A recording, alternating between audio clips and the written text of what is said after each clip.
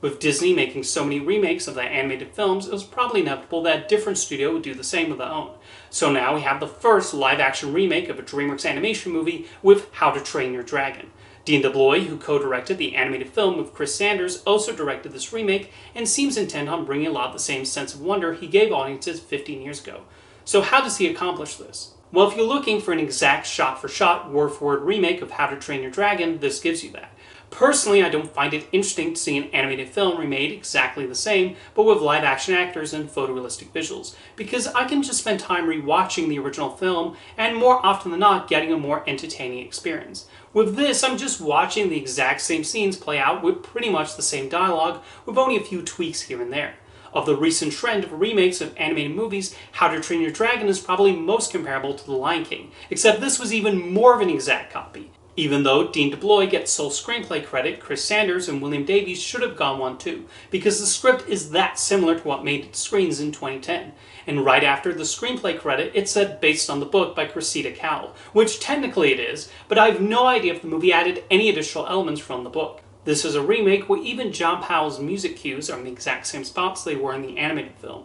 So a lot of the time, I do not have that sense of wonder or excitement or emotion because the whole production is recycled from everything that was already made. We get a lot of the exact same jokes with the same attempts at timing, and the scenes are staged in the same way. The only real difference here is that this was done on sets filming live actors rather than being made entirely in an animation studio with artists drawing at their desks or animating on the computer. The visual effects artists did do a solid job of depicting the dragons, although I admit I'm not wild about Toothless' redesign. They gave him a lot of photorealistic looking scales, and that made him less charming to me. Regarding the actors, they are largely directed to act the same way as their animated counterparts. Gerard Butler returns in the role of Stoic, and I wonder if he felt a sense of deja vu having to perform the exact same lines he said in a recording booth so many years ago.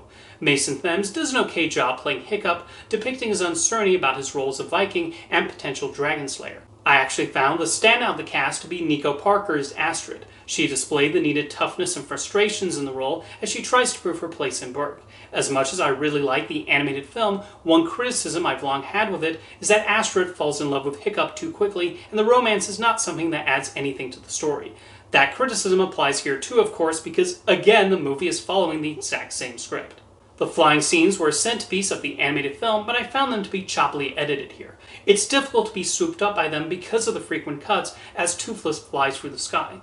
However, since the script is the same, the story is still a good one, and the themes remain intact. I think those themes will always be relevant, particularly Hiccup's arc and recognizing that it's not violence that results in conflict, but instead finding the mutual things we have in common and recognizing not the differences, but how we align and can help each other. At a time when it seems like so many want to resolve problems through yelling and fighting, that message is certainly one worth listening to. A message I can also listen to by watching the original animated film.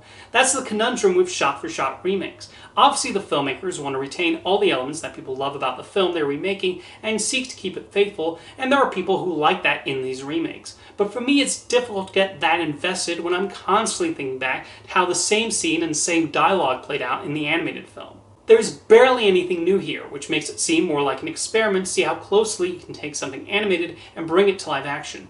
I also wonder how creatively fulfilling it is to take a movie already made, print out the screenplay pages again while adding a few additional notes here and there, and film it all over again. Although if Dean DeBlois enjoyed himself while directing this film, I won't begrudge him. Like I said earlier, if you want to see How to Train Your Dragon just with live action actors, this gives that to you. And if you have never seen the animated film before, you'll probably get invested in the story since you won't have a point of comparison. But for someone like me who prefers when remakes of animated films try to do something different, I was largely disinterested through most of the runtime.